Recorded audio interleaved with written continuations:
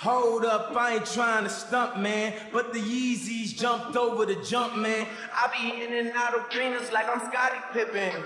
Left my elbow in the pot, a la Vince Carter. Bitch, you wasn't with me shooting in the gym? James Harden with the range on me, nigga, way back. Coach, they won't knock me off my pivot, get it. Been flowing stupid since Vince Carter was on some through the legs arm and a hoop shit. And you can live through anything if Magic made it.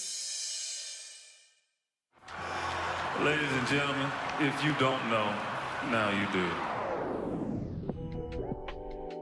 Yes, sir. We are back. Round of applause for yourselves.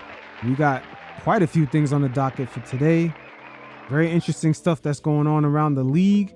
We're going to talk about the end of the Big Three era and hear directly from Pat Riley himself. As when he had LeBron, he still had to make certain major adjustments to at least fully solidify the team on the path that they were meant to be on. And Kyrie Irving, the man that the national NBA media loves to hate. With him doing his thing with Luka down in Dallas, the media is trying to find a way to creep right back into his good graces, as they're going to have no choice but to give him his credit, even though they've painted him to be the villain. And speaking of the NBA media, we'll talk about the overall sports landscape as the NBA is closing into a deal that's going to close out Turner Sports, but there's a lot of inner nuances going on in between the lines as far as data collecting, the audience being global, and also the future of the streaming business model actually being profitable.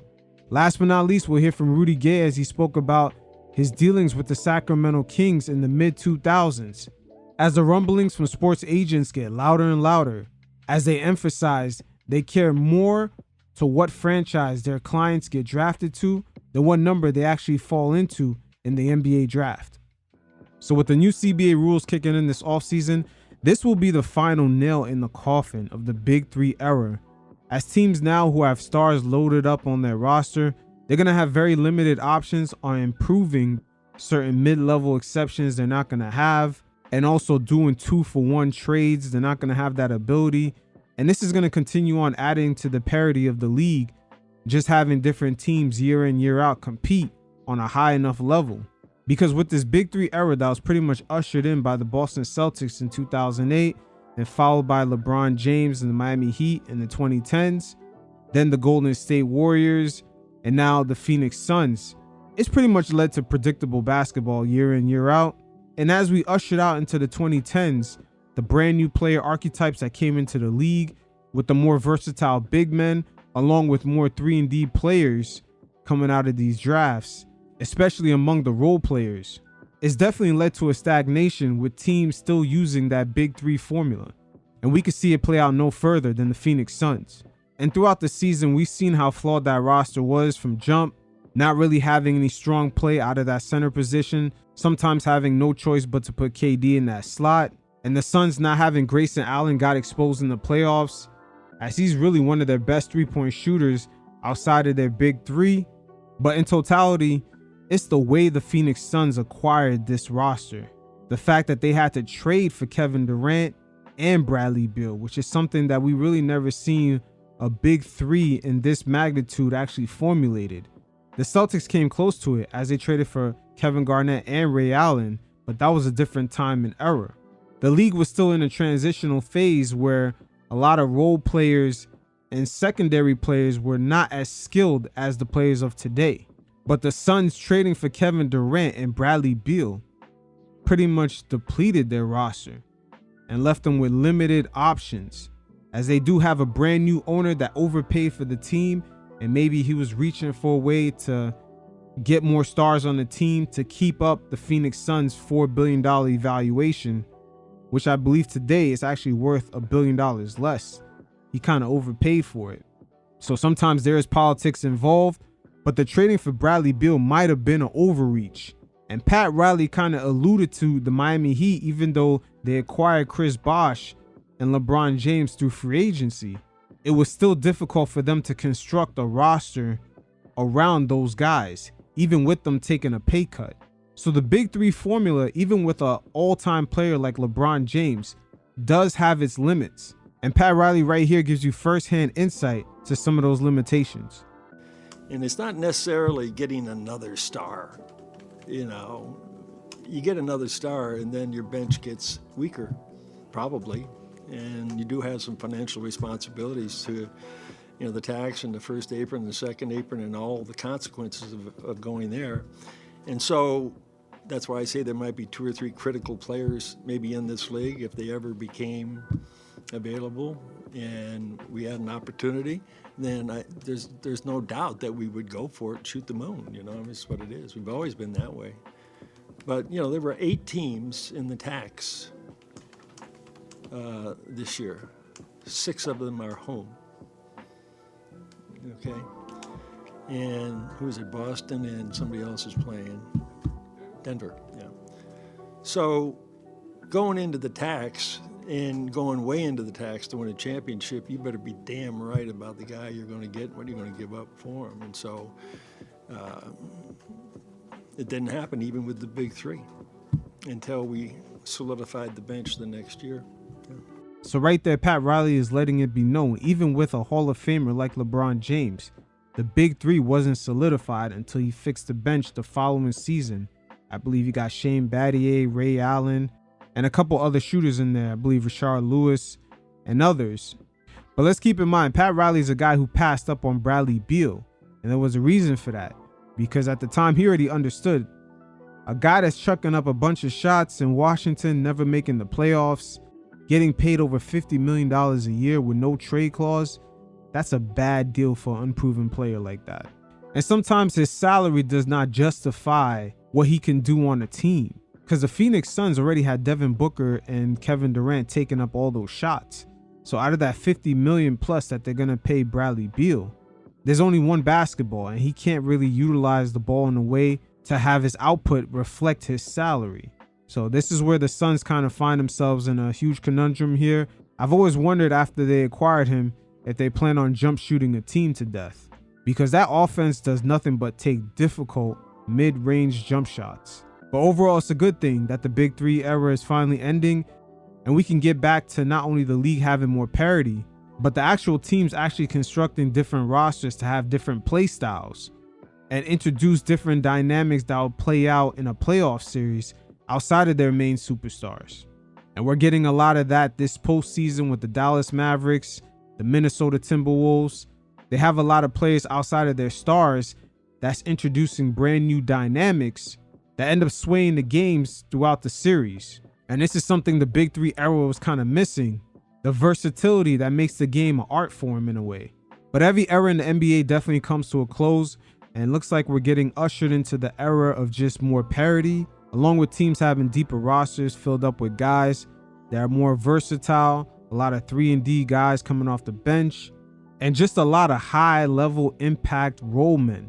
Once again, this postseason, we're seeing this play out with the Minnesota Timberwolves, Dallas Mavericks, New York Knicks, Indiana Pacers, and just not having that depth on the bench is actually exposing certain teams like the Denver Nuggets in the T-Wolves series. Jokic looked like he tired out towards the end, and just dealing with the T-Wolves roster in a 7-game series where they have multiple guys coming off the bench or just multiple skilled role men outside of Karl Anthony Towns and Anthony Edwards propelled them past the defending champions. So it is a formula to have a deeper roster, and we could look at teams like the Boston Celtics who've actually applied the same principles by getting insurance policies such as Kristaps Porzingis and Drew Holiday, and you tag that along with some of their developmental guys like Pritchard, you begin to see which direction the league is kind of taking. And hey, if you want to get deeper into it, you could look at the NBA draft.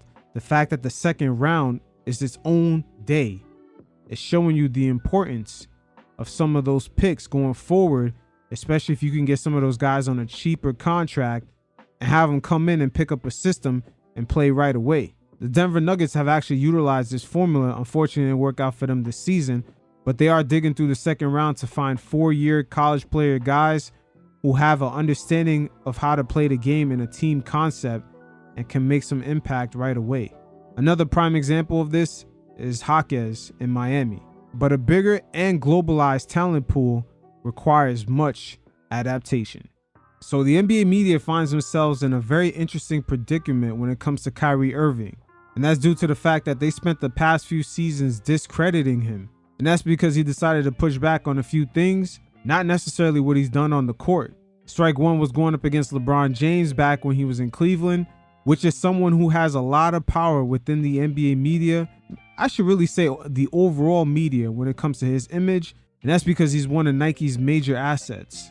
So he pissed off that machine that's behind LeBron.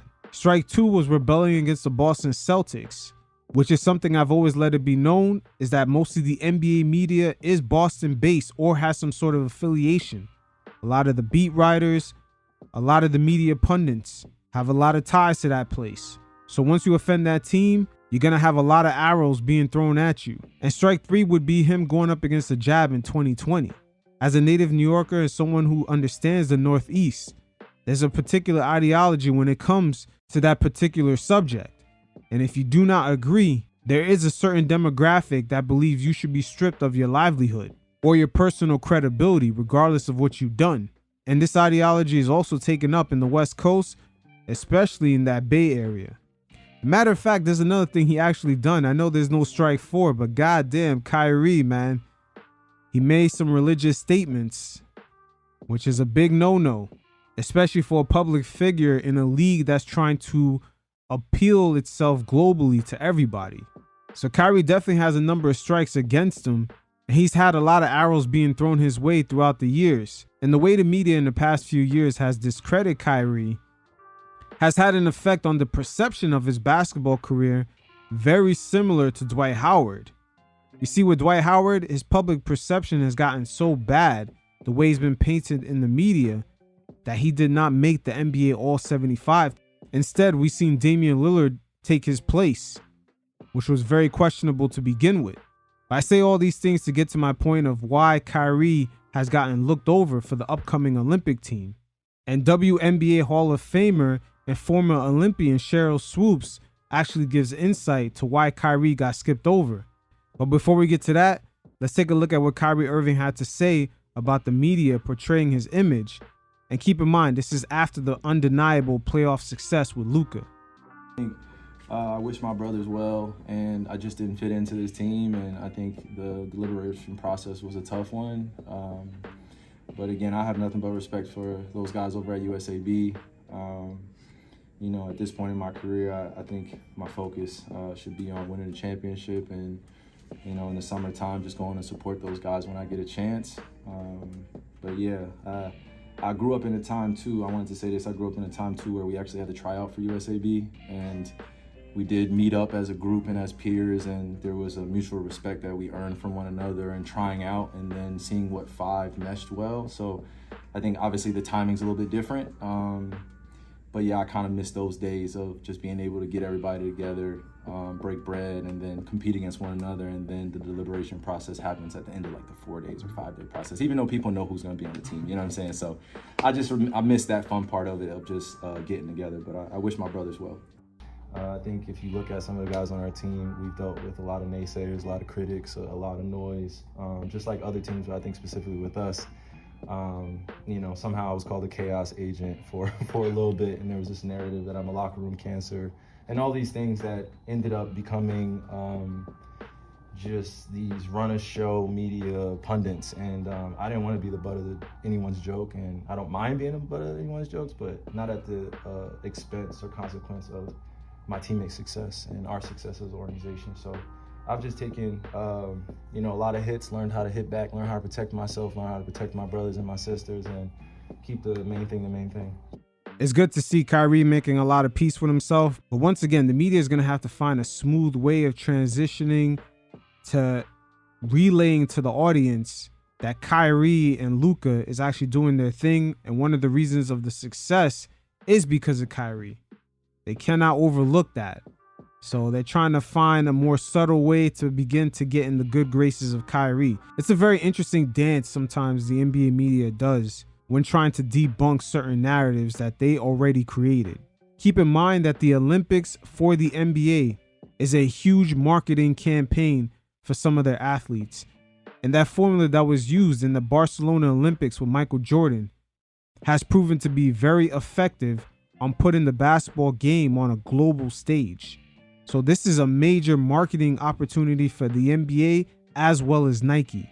And they need everyone who represents Team USA to not only be universal global figures, but also attached to a certain sponsor, whether it be Nike, Adidas, or any other mega large international corporation. But now we're going to hear from two players who have an understanding of the Olympic process. Former Olympian Cheryl Swoops and also Gilbert Arenas, who tried out for Team USA, but was kind of kept off the team because of political reasons. You guys check it out, and every once in a while, I'll check in. This point was with Kawhi not being a question mark and Joel, would they put Kyrie? It was just I'm just too open roster. But Kenyon, a few months ago when the initial pool of players was announced, you said Kyrie wouldn't be on the team because of potential backlash. I didn't say he wouldn't be on the team. I said there would be a conversation that would be had. Yeah, there's a conversation about on making that decision whether he would or would not. Grant Hill and them, I'm pretty sure, had the conversation. Yeah. And to Kyrie's point, he didn't fit in on this team because of certain things, right?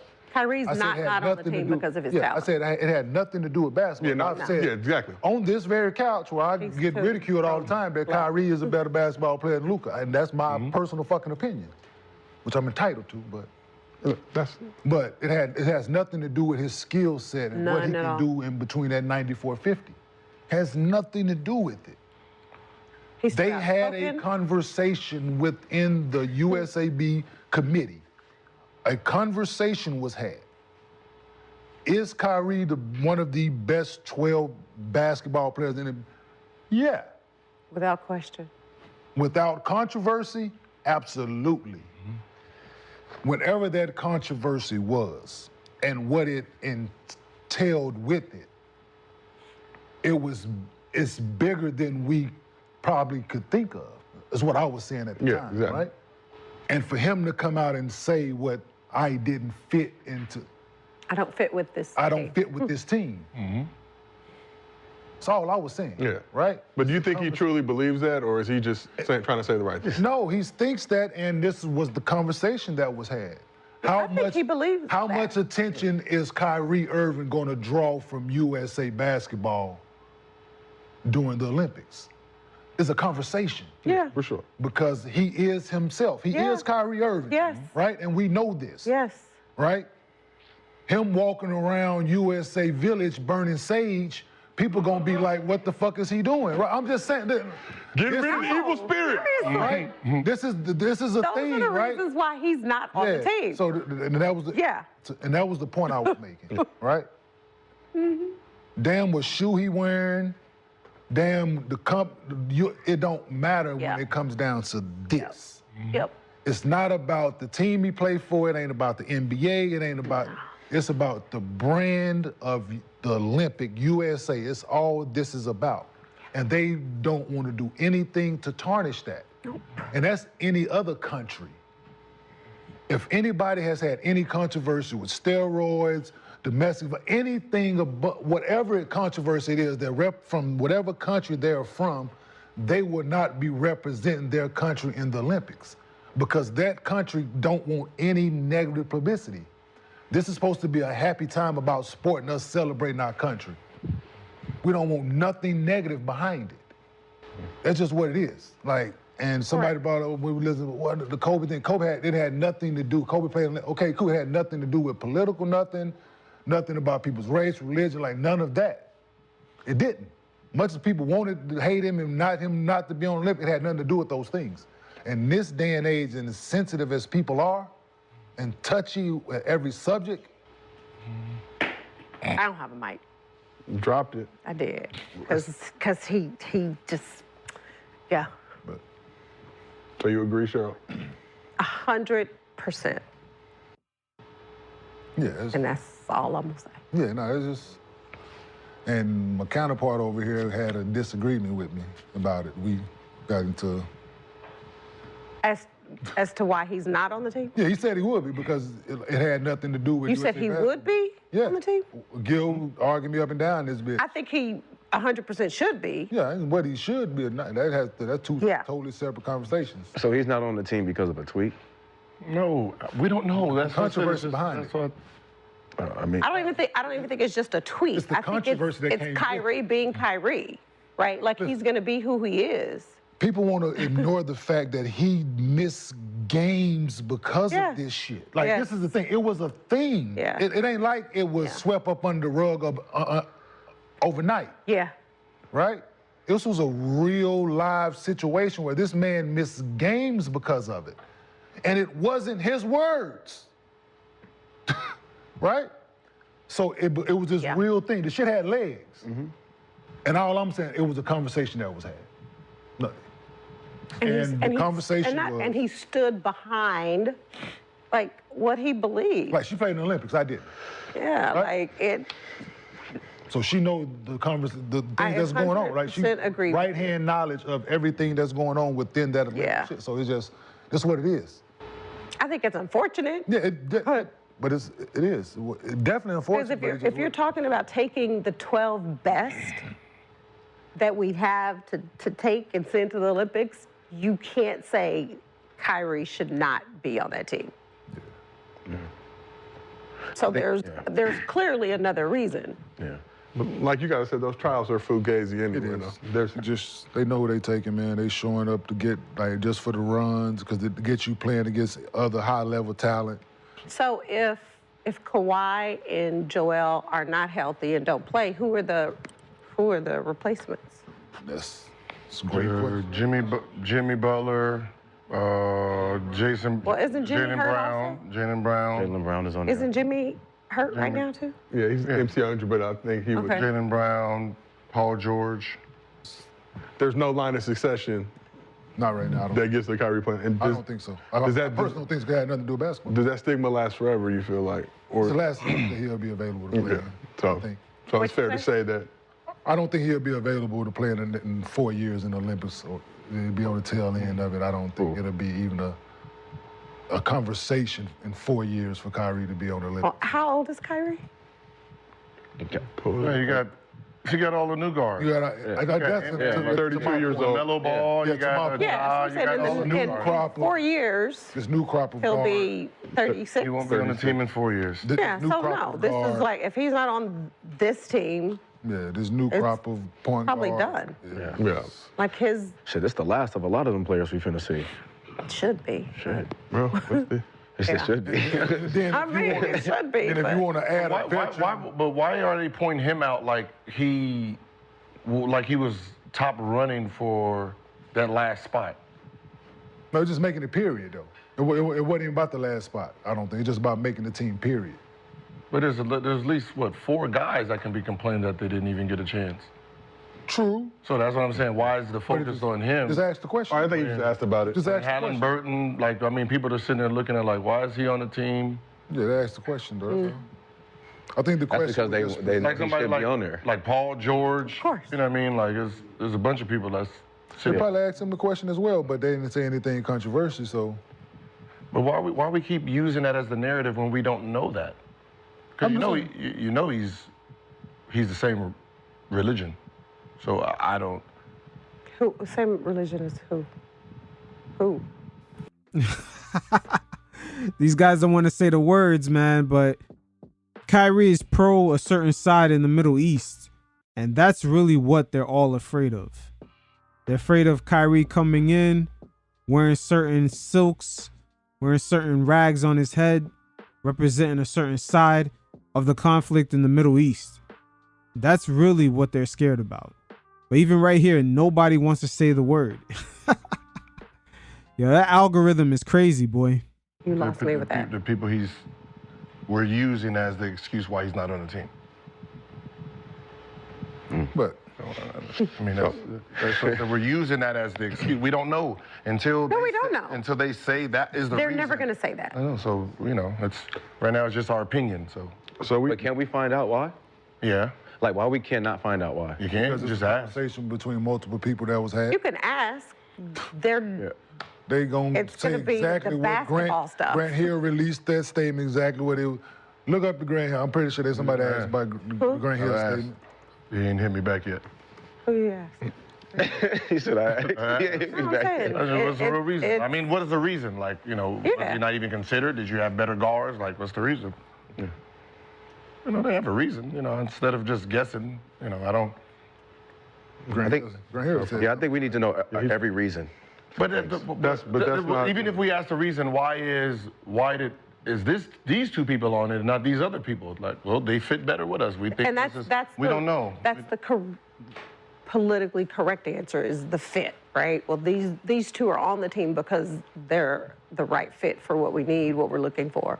But then when you ask the question about, well, why isn't this player on it? Go get him on the balcony with a cigar He wasn't on the and he on wasn't the glass right fit. of wine number 4.5, and I guarantee you get a different answer. Like even with like the 2004 with... Go get him Give him, what'd you say, give him a little truth tell? On a glass. Get him where they got a cigar. We sitting on the balcony. We sitting with the fireplace lit in Phoenix, and we done had 2 bottles of red.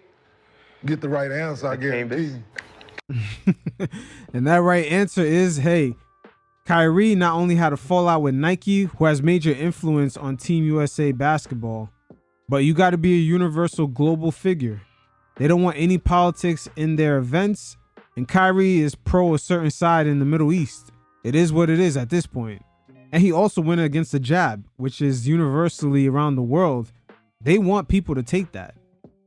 America is one of the few superpowers in the world that actually didn't enforce their citizens to take that.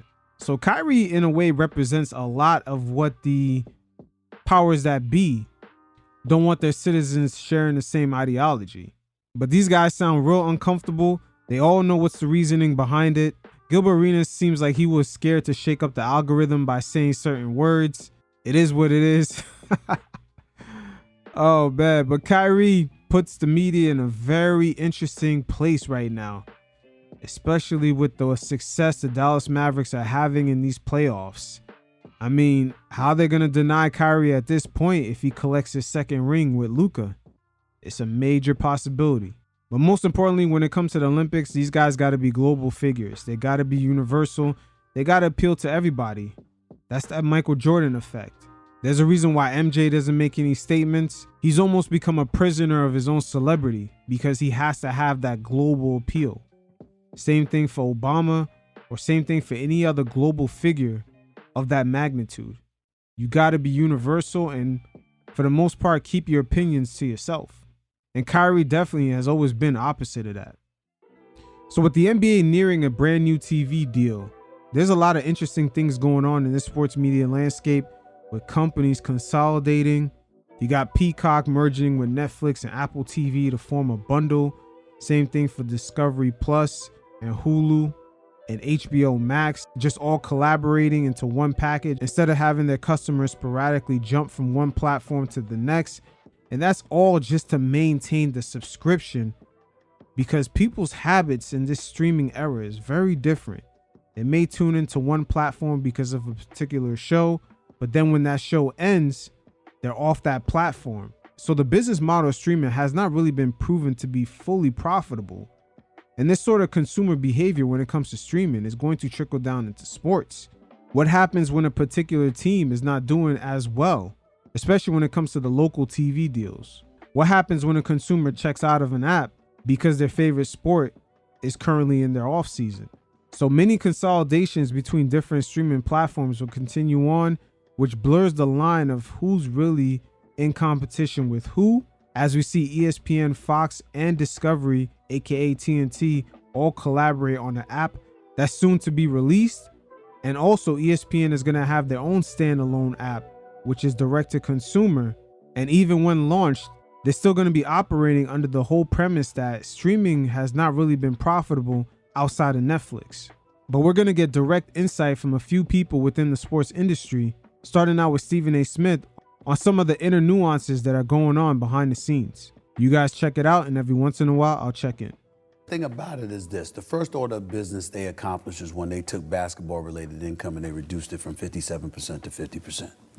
Because what happens is that, okay, there's a line, there's a share that you're getting as ownership, all right, when it comes to player salaries and the investments that you got to make in players.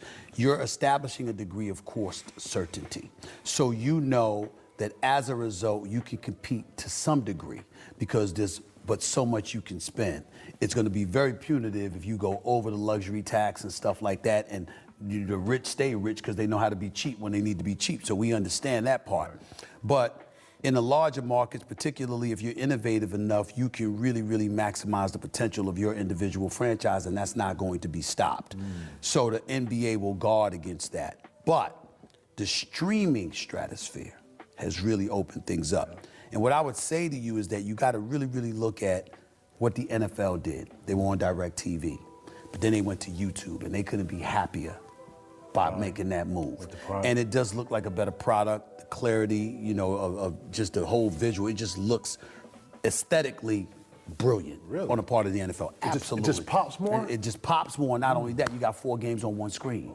So you don't have to sit up there and have 3, 4 multiple TVs or whatever. You could put 3 or 4 games on one screen. And then you know what? You can sit up there and, you know, full screen any game that you want. So having the ability to do those things really, really puts the NFL in a good position. The other leagues are watching because the NFL is the model. And so now you got the NBA, and they're going to make deals with TNT. They're going to make deals with ABC and ESPN, NBC. Now, the only issue with the NBA making deals with local broadcasting networks is that they operate on the backs of cable. See, with the NFL going to YouTube TV, Peacock, and all these streaming apps, is that they also provide them with the global reach of just being on a internet streaming platform. Not only that, but they also provide data on their customers. I'm pretty sure that's the underlying part that the NFL did not even speak on. They're collecting data on what their customers like to consume, what are their habits, what time do they actually tune into the app, what time is their best performing games. You see, they get to collect this information. But if the NBA signs back up with TNT, and this is one of the conundrums of that network, is that they really can't provide the NBA with data on their customers. They don't have that infrastructure set up. So regardless of the amount of money that TNT could throw into the NBA, number one, the NBA audience is not necessarily on cable. And number two, they don't have the infrastructure to collect data on the audience, which is almost as valuable as the money that they're given per year. And one thing we've learned from these social media companies, data is king. ABC probably is going to want to get back into the mix, but make no mistake about it, they're going to make sure they have a digital platform to put their product on. And because you have a product to put because you have a platform to put your product on in the digital stratosphere, that may attract more digital competition. Why is that relevant? We take a situation, ABC and ESPN, you are with Disney, collaborating with Fox, Warner Brothers Discovery, right? Their market cap was projected to be at approximately a little under $400 billion. A lot of money, we get all of that. You know what Apple is? You know what Amazon is? They're like over trillions. Nearly $3 trillion apiece. And that's going to be ESPN's issue when they go direct to consumer, as well as that app that they have collaborating with Discovery and Fox, is that these networks really rely on their consumers subscribing month in, month out. Meanwhile, these tech companies have other things built into their ecosystems. Amazon has food delivery. You can get everyday items and essentials that you need for your home.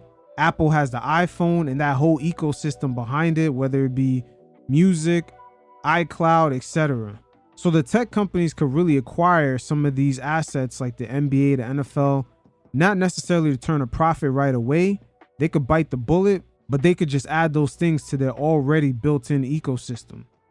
But traditional broadcast networks don't really have that cushion.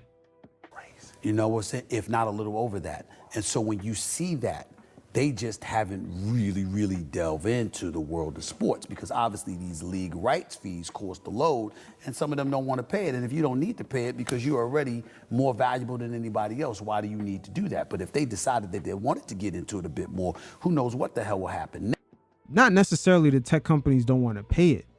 They actually want to have a proof of concept.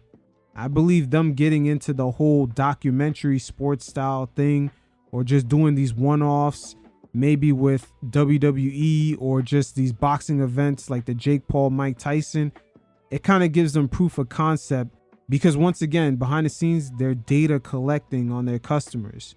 So they're going to have the exact numbers to a T on whether this works or not, or if it's even valuable for them to get these sports leagues, because we all know these sports leagues eventually, after their contract expires, are going to want more and more money. So the tech companies have that understanding, and they're going to want some data showing that things can go in their favor. So that's why we've seen a slight hesitation or just easing into the live/sports world, i.e. Netflix and Amazon. Netflix, what if they decide they really want to stick their toes into the world of sports? What's going to happen? So the leagues are looking at all of this, and they're exploring what opportunities are available to them. And if you're the National Football League, if you're college football, if you're the NBA, you're going to have a whole bunch of suitors. You're going to have a whole bunch of suitors. And if you're showing the ability, especially if they figure out how to monetize the streaming stratosphere to the degree they should. Stephen A. Smith lets you know right there, the streaming model has not yet been proven to be fully a functional source of revenue going forward. We've seen Paramount struggle with this, and a lot of these networks that have all these movies that they made in the past and present struggle once they launch their own streaming services, including Disney. So building a business relying on subscription numbers, what happens once you hit the peak? And this is a point where Netflix might have begun to hit the wall because they're reporting to their investors that they're no longer going to announce the subscriber count. But once again, with the tech companies, we got to look at the infrastructure that they have. They could collect data on the audience. And the NFL being one of the first leagues to do YouTube deals along with Amazon and just having their product on streaming, they are one of the first ones to the table to collect data on their audience. And this is where it leaves TNT in a very tough spot with the NBA, and it explains why eventually they lost their deal. But just to have a 40-year relationship with that network, you gotta really wonder how the NBA wiggled out of that without even leaving any sour taste in a television partner like Turner, who gave the NBA a chance when their product used to be on television on replay. To walk away from a deal like that, things get quite tricky. But the NBA had a clause in their deal with TNT that if another company overbid TNT, that they had the ability to match. And it leaves a few of us to ask ourselves, did the NBA and NBC inflate the price to go back to TNT and say, hey, match this, knowing that they wouldn't? David Sampson and Pablo Torre give us some insight on some of the inner nuances that are going on within these contracts. And boy, this shit get tricky.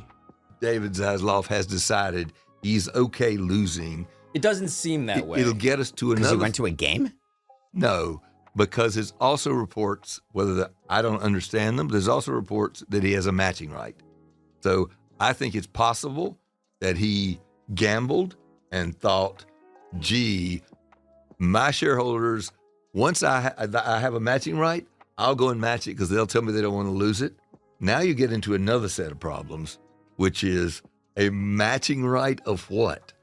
It's not just the money. They can't say, oh, whatever you're getting, it's about where it's being distributed, what the promotion you're agreeing to. The data that they're collecting on the audience, does TNT have that ability? That's part of the matching rights. What your studio show is, now their TNT has an advantage. It's a whole bunch of different matters. I want to explain what matching right is in case you were trying to find out. When you have a deal that you cut with with a different company, you're a free agent and you go out, let's say you're a player, and you go out and you sign a 4-year deal, $40 million with Team X. But the team you were on has a right to match that, like a restricted free agent in the NBA. You take that deal to the incumbent and you say, if you'll match this, we're good to go. So the NBA gave a right to match to its incumbent television partners, one of whom is Turner. So if they go to NBC and get an entire deal, they have to, under contract, bring that whole deal to Turner and say, here it is. We don't need to negotiate anymore. This is a fully baked deal, ready to sign. Will you match it? The fight that Skipper's talking about that happens every time is what happens when you put together a deal. Adam Silver conspires with NBC to put together a deal that TNT cannot match. There are provisions in there that going in, TNT it's prohibitively expensive, or they don't even have the platform to do it. Yeah. AKA audience data collection. There we go. They don't have the ability to do that, so they could be priced out just because of that. I don't believe they would manipulate the deal. They'll do the best deal they can. Look, I don't know. I don't even remember having a matching right. I did that deal. I don't even remember and I don't think I ever asked for it. We probably had smart lawyers who asked for it. I did 100 deals. I never evoked a matching clause because I never wanted to be in that situation because I never believed, unless it was completely similar, that a matching right would work. Right? It does work for employees. If we had talent and we get a matching right, easy. And nobody disputed that. But we never triggered a single time that I remember a matching. Do you not believe right. a matching right has an impact on the value of the underlying asset? It's very much business school 101 to me. When you explain that so to a me. matching right, it's very hard to go to a third party because NBC would say to themselves, I don't want to spend the legal dollars. I don't want to give you an offer that you're just going to take right back to the incumbent and we're going to lose it anyway. So that has an impact in getting partners. The other side of that is when you have a friendship or a relationship and you say to the NBC, listen, go ahead. You don't want this, but make a huge offer. TNT is going to match it. And I do believe a matching right. If I'm a rights holder, I would not give a matching right. Agreed. So I do take your point, which is we always understood intrinsically that the matching right depresses the value. Yes. Right? It's an advantage to the rights holder who gets it. To Yes. use that device in whatever way they see fit. Speaking of ESPN, though, they have, according to Puck, the framework of a deal to keep the NBA for an expected another decade at least, which is on par with Amazon. So to come back around to how we started this, ESPN, unsurprising, I think, as an interested party here, John? As an interested party, we'll be right back to where we were before. It's essential content. They have to renew their deal. So Amazon in this context almost at any price. Yes. So, okay, Now, David has perked up like a meerkat at hearing the concept of any price. But by the way, what I'll also tell you, I believe, but don't have any firsthand knowledge of, Bob Iger would never let it come up past the negotiating window. So when they say they have a framework of a deal, it means almost certainly they have a handshake. They had it sometime before 12 a.m. on Monday because they wouldn't let it get That's the to expiration of the exclusive negotiating period, which is another thing you have to give in a deal, which you hate to give when you give anyone an exclusive right. By definition, that has a quashing impact on the value. But the incumbents had this right exclusive period, and John's referenced the fact that Turner let it expire, but so did ESPN. And ESPN, I'm not sure they did. There's nothing been announced that it's a done deal, but the rumor is that the ESPN deal is done, but we don't get that feeling with Turner. No, I don't think at all. I think that they made the mistake of either believing the match would help them or that they could figure it out later. In my opinion, I would have tried to get something done before that matching period ended. I think Turner already had the understanding that they did not have the infrastructure. This new TV deal is not necessarily about the money. It's about the infrastructure and the access to the audience. Today's viewers under a certain age are not subscribing to cable. So do you have the infrastructure to broadcast to that audience on a global stage and also collect the data? It really comes down to that. So ESPN, I don't ever believe in saying that a company has to do something because you lose all leverage. Because when you're you say that. hypothetically negotiating as if you are the seller. And there's, in no, every you can't walk scenario we away. discuss. And so you're presenting ESPN cannot lose the NBA. Well, in a way, they cannot really lose the NBA because they're launching a standalone app, which is direct to consumer. And Disney has made it known multiple times that it's hard to make that ESPN entity profitable. So them going direct to consumer in an era where streaming has not yet to be proven profitable in the long term, it's kind of a compromising position.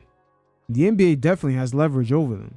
I'm not doing it anymore, so I can sit here. That's the benefit of being here instead of in that office. No, David is still in that office, John. I'm trying for this show to be in that office because I want that. That is not the way to view it. ESPN, as an example, doesn't view baseball that way because there is a thought that they will exercise their opt-out clause at the end of this year. David is still negotiating with John, by the way. You haven't noticed. That's the subject of this entire show. And that's a double-edged sword with, a lot of these sports leagues getting into streaming.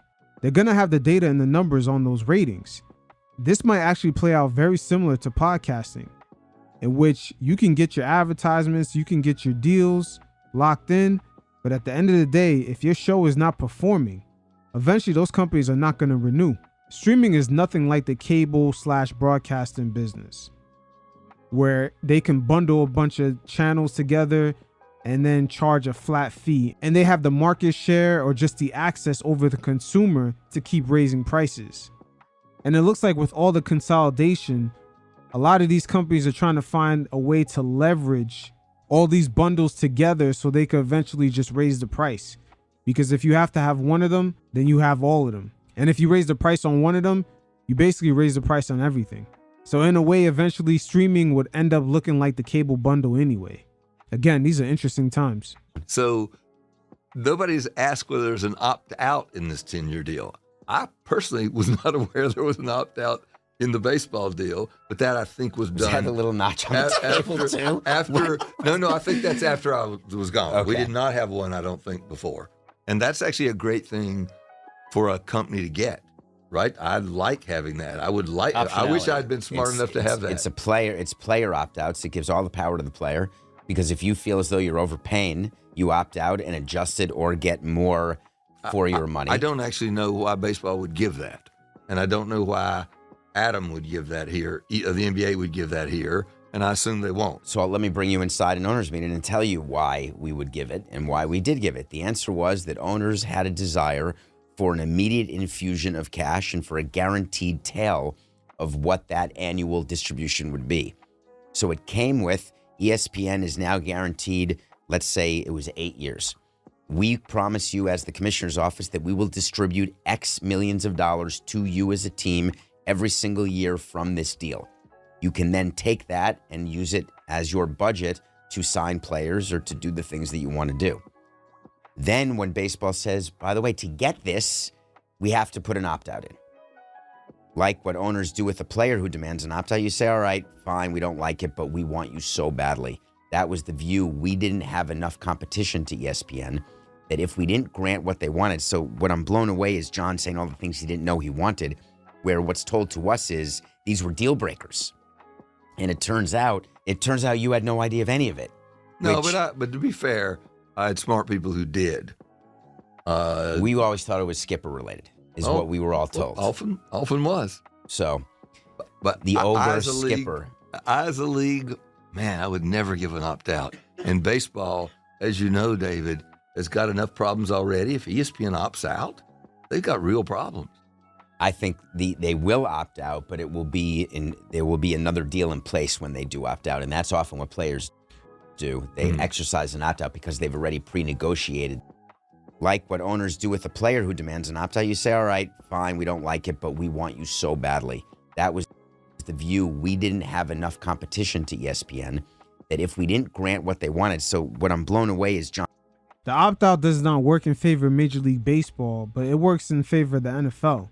They're definitely going to opt out a year early and get more money from Amazon, Peacock, etc. The NBA, if they don't improve their product, an opt-out will definitely hurt them. This is one of the reasons why Adam Silver all season long has been saying a return to basketball. No more load management.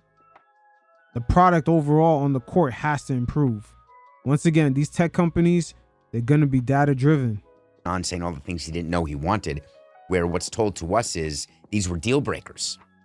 And it turns out you had no idea of any of it. No, but to be fair, I had smart people who did. We always thought it was Skipper related, is what we were all told. Often was. So, but the ogre Skipper. As a league, man, I would never give an opt-out. And baseball, as you know, David, has got enough problems already. If ESPN opts out, they've got real problems. I think they will opt out, but there will be another deal in place when they do opt out, and that's often what players do. They exercise an opt out because they've already pre-negotiated the extension with the incumbent team. Right. So I think ESPN isn't going to walk away from baseball because there's months I wouldn't think so. Where the NBA is over. Now it's funny that he says at certain periods that these leagues will be over and they need inventory, but the way the NFL and the NBA are going, kind of creating their drafts as like a month-long event, even as going as far as to extending the days, doing these documentaries, kind of adding more media coverage to their off seasons, the NFL grabbing Christmas Day games. A lot of these leagues don't really care about another league's monthly real estate. The NBA does not care. Major League Baseball is in the summer. Normally that's their months. The NBA is going to want to be talked about all summer long with their summer league growing out there in Las Vegas, as well as NBA free agency taking over. Same thing for the NFL, their preseason, their training camps, the documentaries within their training camps. These leagues at some point, especially with streaming, they're going to want to be run 365. If the off season is happening, they're going to have documentaries.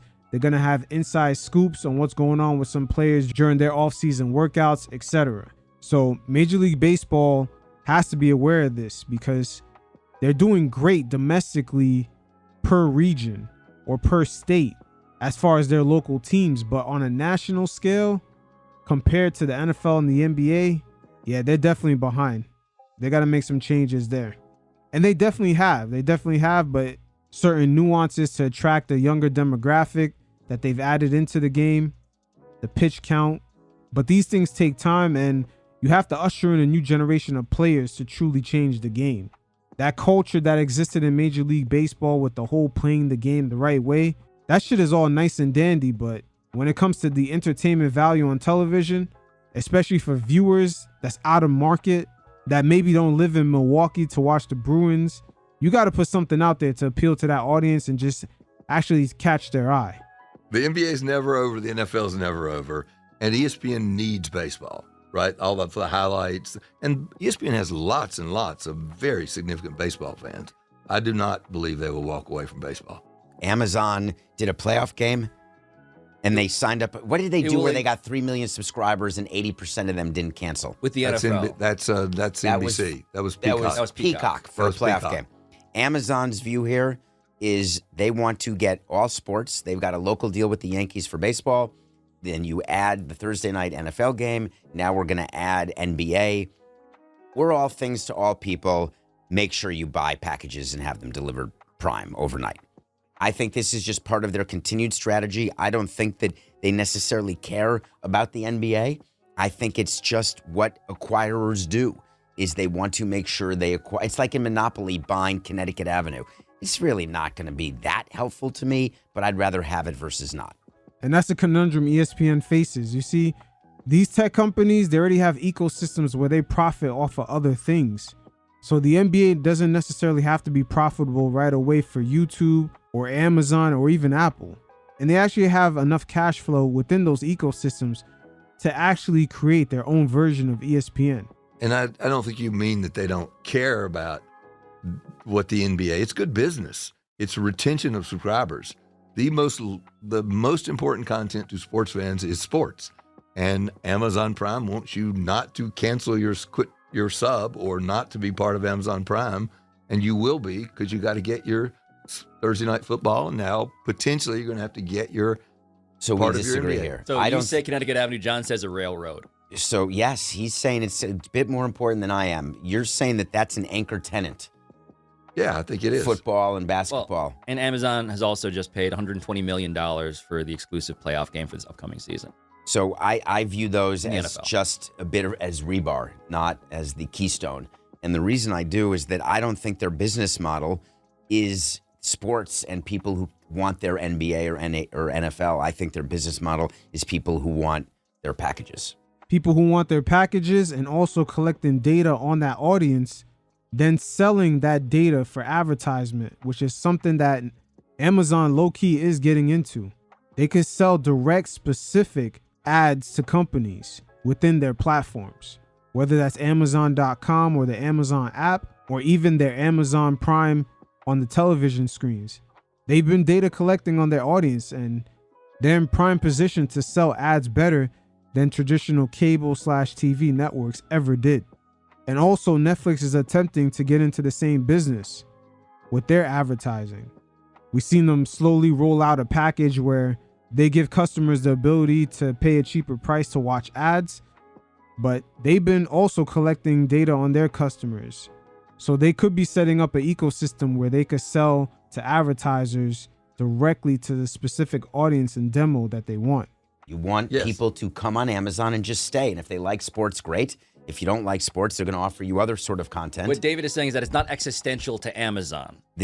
But it is useful enough to the point where they will, in fact, outbid the traditional media companies, so to speak. This is the dream come true for leagues, that there is a bidder who is willing to be as irrational as John was when he was bidding, where he just wants to have it. And that has gone away. And to tie this up, I don't view Turner that way, the way I do view Amazon that way.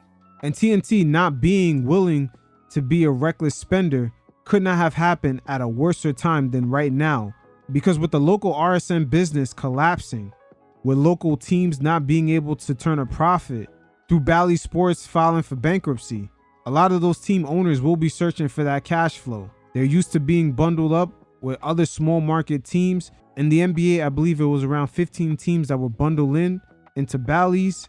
And now with them having an opt-out clause with the new TV deal coming around the corner, they may be bundled into some sort of package within the streaming. But that local TV money is not guaranteed. So the national TV deal is going to be a lot more emphasized by some of these small market owners. We've seen Mark Cuban sell the Dallas Mavericks, as he was one of those 15 NBA teams that was bundled into that Bally Sports package. But Evan Drellick of The Athletic kind of gave us some insight on a local level of some of the RSN issues that are going on and how it's affecting some of these teams, especially in Major League Baseball, as the Yankees and Dodgers have their own separate deals, which has been proven to be profitable, while other MLB teams have been scrambling to find an alternative to get their games to their customers. But this does have a correlation to the NBA and their issues going on with Bally's right now.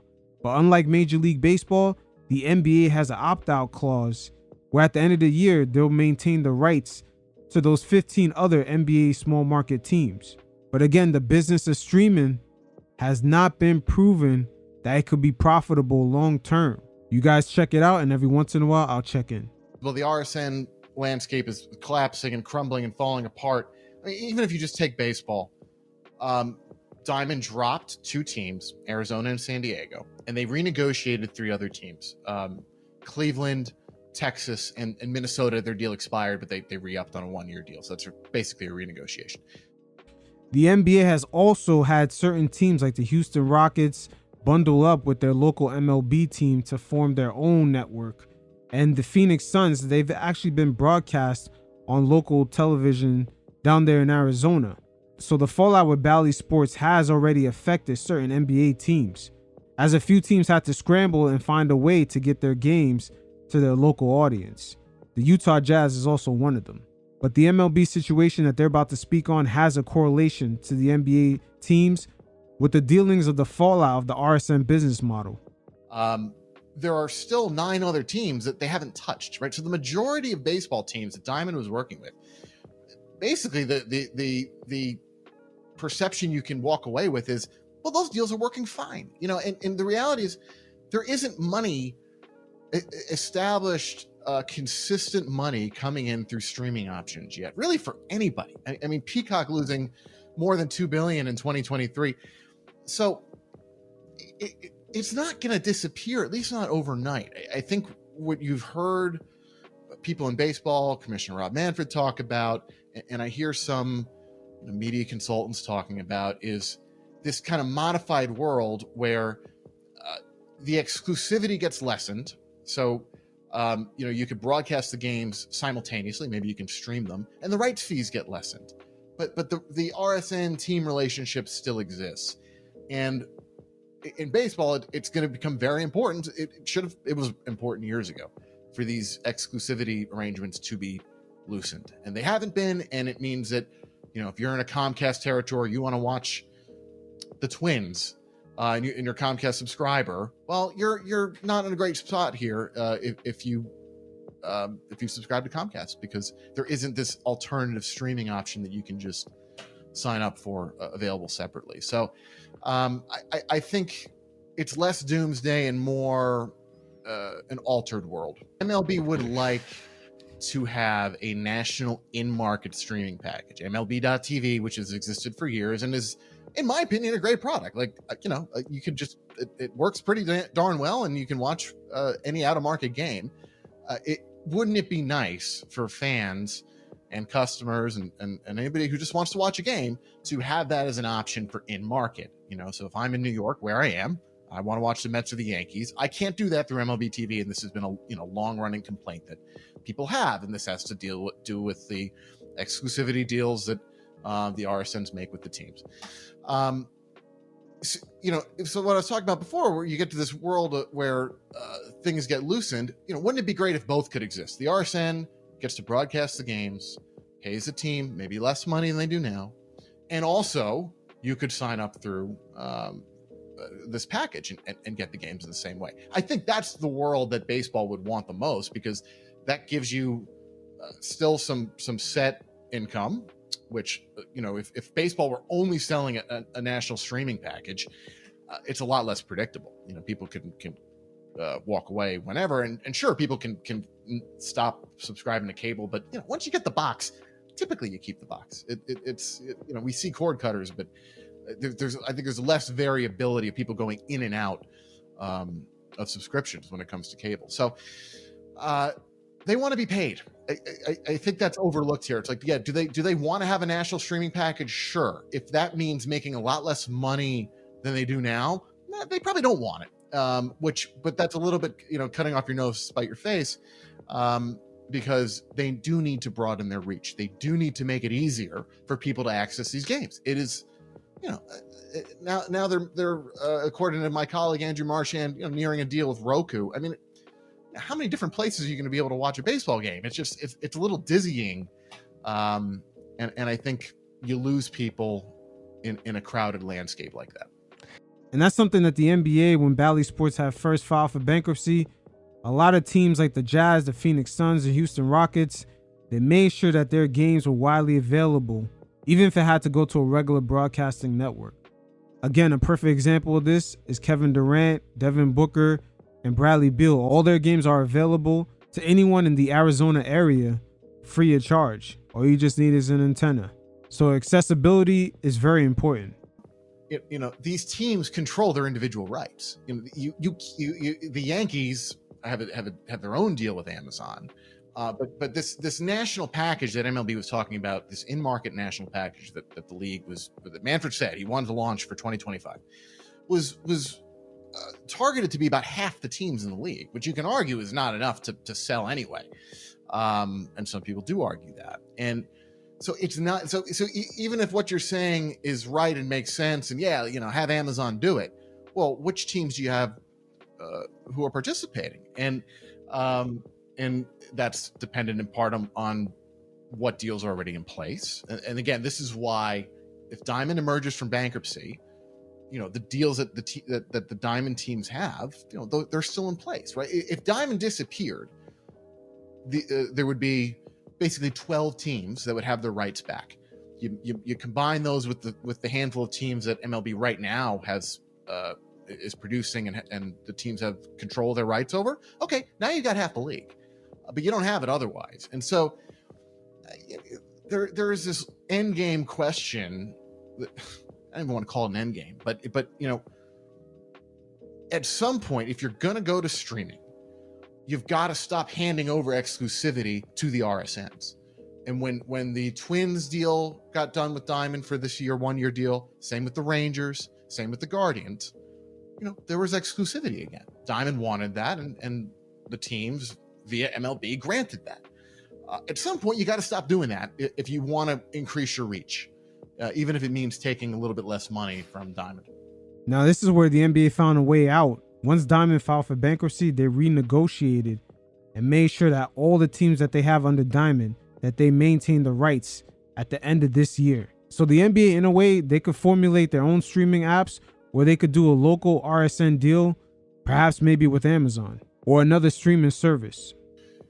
I mean, you're hitting the nail on the head. This is a classic big market, small market baseball division where, if you want to create an all 30 team package, okay, the Yankees sit there and say, my rights are X times more valuable than the Marlins.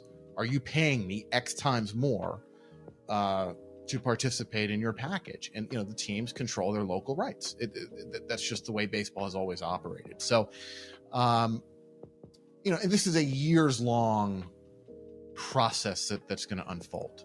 You need current deals to expire, and then you would have to have some alignment of teams and owners to say we do or don't want to pool together. I do come back to a reality of, wouldn't it be nice if I want to be able to watch the 2024 Major League Baseball season? Can I sign up for something that lets me do that? Right, there's a very basic thing here that kind of unfortunately, falls by the wayside because of this setup. And I got to tell you, it's one of. I found all this stuff when I first started covering it, maybe a bit intimidating. It is actually among the most fascinating things that I've come across, and because it controls everything, right? The amount of money that comes from the RSNs or whoever is paying for your TV rights influences how much money the teams are going to spend, influences the rosters, it's influences labor deals. It really is kind of the thing from which everything else flows, and so it's not to get all kind of existential about it, but it's a big deal. Yeah, it's a big deal. So quite a conundrum for the leagues right now. On a national scale, it looks like the NBA has an advantage of closing out a lucrative deal, but on the local side, they're gonna have to figure out what they're gonna do with about half the league on expiring deals at the end of 2024. Interesting times that we're in right now, and you're beginning to see why the national NBA TV deal is going to be very important, because that local money is not really guaranteed, and the business model going forward is still unknown.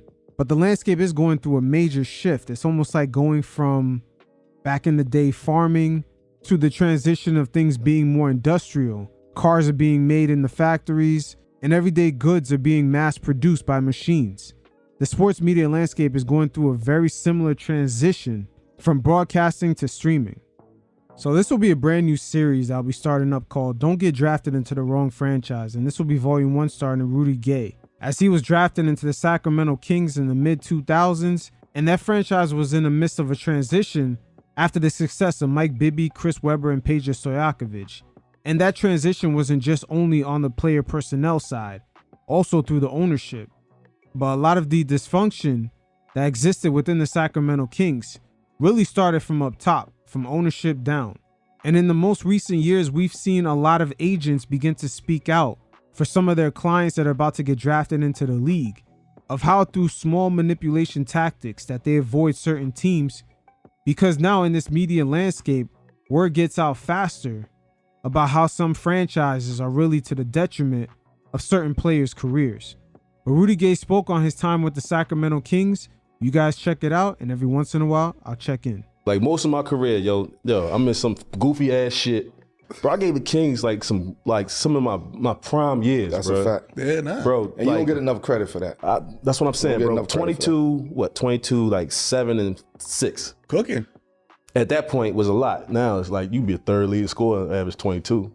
But I gave them my best years, bro. The organization was just in the middle. Toronto was the same way. They hired new people. I got caught up in the middle of that. Sacramento was, you had Cuz who was young and didn't know what to fucking do. He just did what he wanted. Shout out to Cuz though. Love you, boy. He wasn't the only one in the franchise that was doing whatever he wanted. It amazes me when the NBA media sees a player kind of move around like that, but they don't really question what's going on within the franchise. Because we don't have to go to the tippy top to find out what's happening. We could just go to the executive level. As one of their guys, Jeff David, was eventually outed by the feds of stealing over $13 million from the Sacramento Kings. But it's not until you find out how he got away with it before he was caught, which was more telling of the Sacramento Kings organization. You see, one of the insurance companies that had their names on the advertisements in the arena sent a payment to the Sacramento Kings, in which Jeff was responsible for, and he set up a shell bank account under a different name, very similar to the Sacramento Kings, but it was his. And he took that money and ended up buying apartments on the coastal lines of Manhattan Beach in California. And his plan was to flip those homes, take the profits, and put it right back into the Sacramento Kings bank account, which I don't know how the fuck he planned on doing that without it being discovered. But you know what? It wouldn't shock me if he was never going to be discovered anyway. Because the only reason the Kings had found out that this happened is that he accidentally left paperwork showing the wire transfers. And a brand new employee who was obsessed with forensic accounting found those papers and then ended up doing her own research in her off time to figure out what was going on with some of these wire transfers because she did not recognize the bank account that the money was wired to. You see all the things that had to fall in line for him to get caught? But that shows you the dysfunction that was going on within that franchise, that they did not even realize one of their advertisers that they had posted on the sidelines every single night that the check never cleared from them. That shows you the dysfunction that really started up top within that franchise. So you can only imagine what kind of guidance to be a pro that DeMarcus Cousins had to go on when he arrived in Sacramento. That shit was a failing venture from the moment he was drafted. But he, you know what I mean, just putting a whole lot of energy to a player that wasn't really ready yet. You know what I'm saying? Yeah. And you throw me in there and you expect me. I'm still like, bro, I'm 27, like 26. I'm like Zebo, but you know, I mean, man, it is what it is, man. I still went out there and tried to do the best I could. You know, Coach Malone, which is one of my favorite coaches. That's my man. Like, he tried his hardest, man. But that organization wasn't, you know, I'm happy they got there, but man, the thing about it is with the contract that I signed, I read up with him. So I read up on the premises that Mike Malone was going to be there. I ain't never told nobody this. Bro, I signed the contract. 2 days later, they fired him. And they brought in fucking Baked Potato Face to be like, yo, I'm here to vibe out. Huh? Baked Potato Face. George Karl. They brought in George Karl. Melo has issues with him. But you know what? Rudy Gay and Melo right here, they were in the NBA during a transitional phase where the league was starting to embrace the newer coaches. And more than half the league had coaches that came from a prior era, 10 to 15 years earlier, in which the authority figure was the coach, then the players. But I would say around the time Carmelo Anthony and LeBron James was drafted, they were the beginning of the era where young guys just drafted in would instantly be given the keys of a franchise. It definitely was not like that for Kobe or Jordan or anyone prior. So not only the league had a tough time accepting brand new coaches that were younger, they also was giving high profile lottery draft picks the keys to the franchise off rip, even before they played a regular season game. Who talking about? I forgot.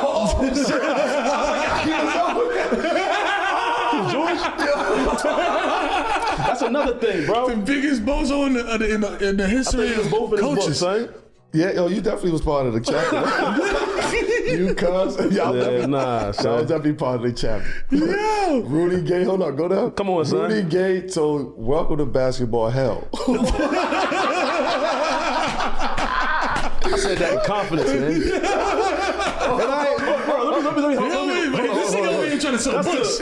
And part of that basketball hell, was George Karl actually going through that same transition. He was not used to the NBA doing that, just giving guys that just came in the keys to the franchise without really even playing a game yet. And there was a clash between him and Melo for that reason. And eventually, a few years later, it seems like there was a clash between him and DeMarcus Cousins over the same thing. He's trying to sell books, but like, check this out. It ain't me. It's Rudy now. Bro, let me tell you something. Now you gonna start taking shots at you on Twitter. That's crazy though, bro. That's some fair shit. But anyway, he coming in there, and I'm already disgruntled. I'm out there, like you said, I'm playing through some shit. Like, bro, when you get to that point, like every day, man, you look at your phone, like, bro, your agent, like, bro, I'm trying to get the fuck out of here. He comes in, you know how he is. Yeah, we're gonna do something. I'm like, bro, you don't even know what the fuck you getting into. Like, you ain't been in Sacramento yet. You telling me what you gonna do, man? Fuck out of here. So I said, bro, nah, look, all right. Once again, that energy right there is from George Karl being from that era of coaches where the ranking command started with the coach first, then the superstars, then the players below him. In today's NBA, it's definitely the superstar first, then the coach, then the regular cast of players. Unless there's a co-star, Sometimes it's the superstar first, then the co-star, then the coach. That's the power ranking. But once again, Carmelo Anthony, Rudy Gay, they came into the league where they were transitioning those rankings to superstar first, then coach. Thanks so. Welcome to basketball hell, nigga. You know what I'm saying? This is what you got. But he's so arrogant to the point where it's like you ain't the right person for this. You know what I mean? Right. We had the right person. We had Mike Malone. The motherfuckers trying to win 2 championships. Yep. But that shit was whack though. I don't like how he did that. And things gotten so bad in Sacramento, they eventually fired George Karl within a year. That shit didn't make any sense at all, what they did. I also think Cuz caught a little bit of my energy from dealing with old boy. Coming from Denver. Yeah. And when he got to, because I think he was out for a little bit. He was, he was dealing with something, some illness that he was dealing with. Mm-hmm. So the coach had throat cancer, I believe. George Karl had throat cancer, and he took some time off. But once again, the league was going through that transitional phase. By the time he came back, there were a number of franchises giving the keys to a lot of rookie players off rip. KD, Westbrook, and others. They all came into the league while he had that time off, and that eventually is what the league is now. That's the culture.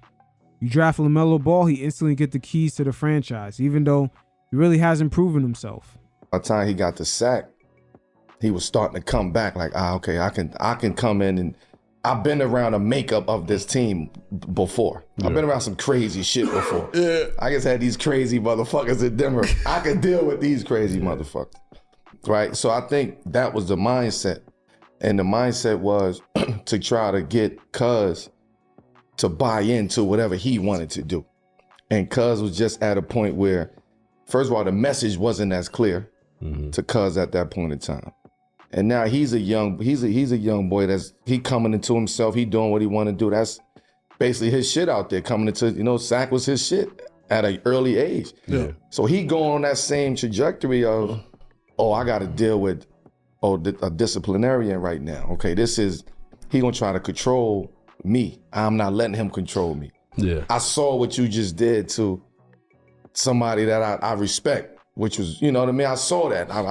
I wear 15 because of that. I headband because of that. Yeah. He looked up to you know what I'm saying? So now I see, and now we getting him? Right. He already had energy towards him. It was already energy there. But the energy to me was probably, I can mold this, I can fix this, I can control this, and you can't control. But I'm gonna be honest with you, like I ain't giving George no credit, but to be honest with you, the Cole Cuz situation, how he was and how he acted, wasn't his fault. It was the organization's fault. You know what I'm saying? When he got there, the organization was disgruntled. It was like all over. Like they didn't know who was the owner. They didn't know whether they was going to move or whatever. Facts. The Kings had these 2 owners that were brothers. They were in rap videos. These guys had ventures out in Las Vegas. You don't know what the hell they was doing. The Kings did not look like that was their priority. So, he walking in every day like, what's going on? Like, you drafted me and put me up here, and I'm the face of this bullshit. Right. So a lot of that, that energy was just like, Cuz just getting fed up, and that will feed in. And I've been there, like, it'll feed into a lot of other shit, your teammates and all that stuff. But he was still young. He didn't really know. He didn't know how to deal with it at that time. You know what I'm saying? But Cuz, like you said, generational talent, man. He could go. Will he have benefited from like you said, like you read up under the caveat that Mike Malone is the head coach of this team. Yeah. And then get him out of here. But that's the crazy thing about it. That's just like what I said before. Like that's the uncertainty of just going to work every day, and that's not a good. You know what I'm saying? And we were winning at that time. Right. The reason he got fired had nothing to do with the team. You know what I'm saying? And Cuz was just like, this shit I've been seeing the whole time. You know what I'm saying? Like this is terrible. You know what I'm saying? So and he voicing his opinion every time. But voicing the opinion have valid points. But not really knowing how to voice his opinion. He's just emotional and say things. You know what I'm saying? So it's fucking ridiculous. Yeah, like on some Kanye stuff. Some Kanye shit. be right sometimes, though. You know what I mean? They be right sometimes. That's a perfect, like, Cuz be right sometimes, but it probably was a lot for Cuz to handle. That was a lot. That's a big personality to deal with. Like, you got to be ready for that. You know what I mean? Like, it's a different mindset and like emotion. Like emotional, like stress, distress, all of it. And one with dealing with situations like that. When you the young man, white hat. You trying to bring an organization, organization was trying to clean up the debt. Right. You know what I mean? They had runs, with Bibby and that run, early 2000s, late 90s, early 2000s. That shit was gone by the time So I now, got there, so now all that shit leaves. Bibby already. They catching it. They catching the rebuild. Yeah. Bibby in his crib lifting weights and shit. Still talking about Bibby. I'm like, man, listen, man, I wasn't even. Bibby lifting weights. But that is a lot for Cousins to handle. It's just a lot. There's so many transitions through ownership, through coaches.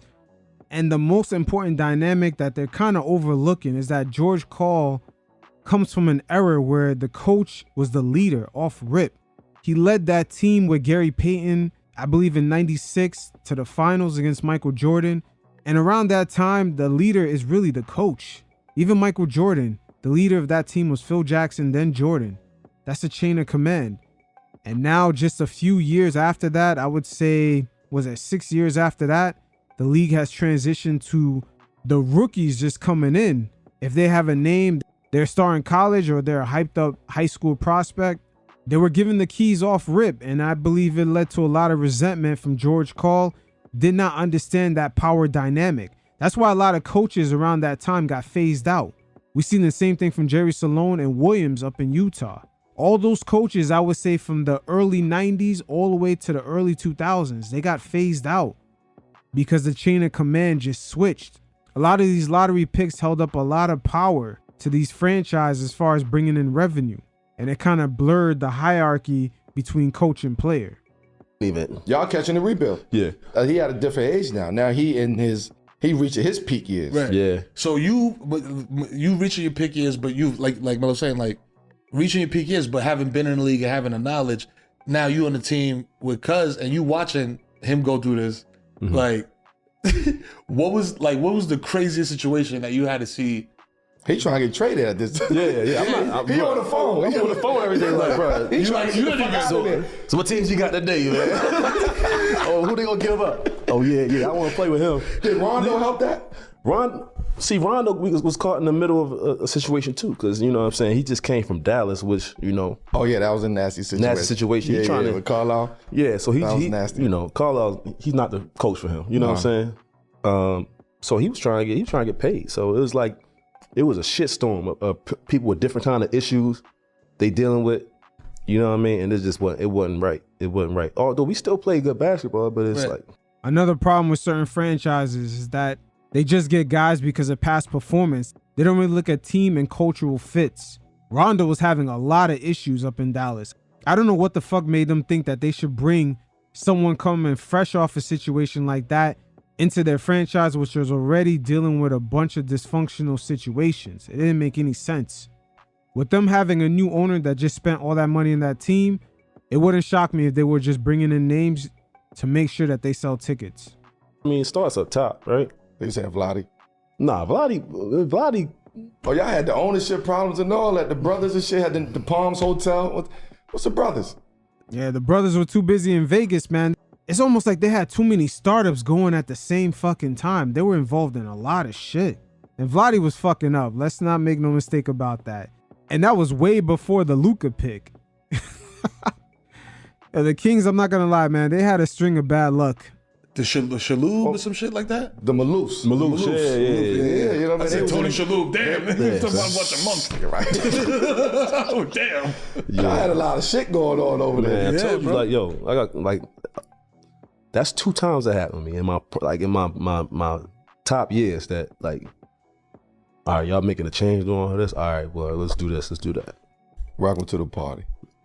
Yeah, I mean, it's business. Business of basketball, man.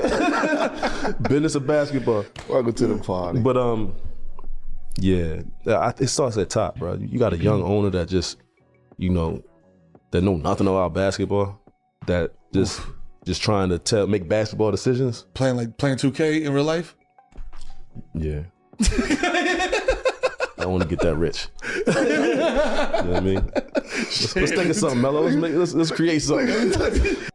That is definitely some rich shit to do. Oh, man. Those Maloof brothers definitely had their hands in too many pots.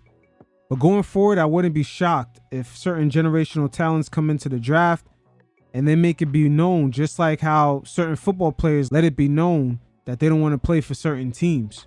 And in a way, that'll be a blessing because certain players, you take a look at Victor Wembanyama getting drafted to the Spurs, that kind of guarantee him at least a floor of a great career, opposed to him getting drafted to the Charlotte Hornets, who for years can't even get a draft pick right, have never shown that they could develop the actual players that they draft and re-sign them to large contracts. They only do that for the players that other teams develop.